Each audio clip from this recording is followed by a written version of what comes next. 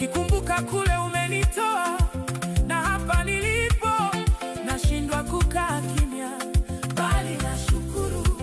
Mimi ni nani Baba, hata unipe nafasi niliyo nayo? We Yesu, we Yesu, ninakushukuru. Maneno ya shukrani nimeyabeba na kuletea Mungu wangu. Umenipigania vita vyangu, umenitetea kwenye vita kali, umenisemea nisipoweza kusema, umenijibia maswali nisiyoweza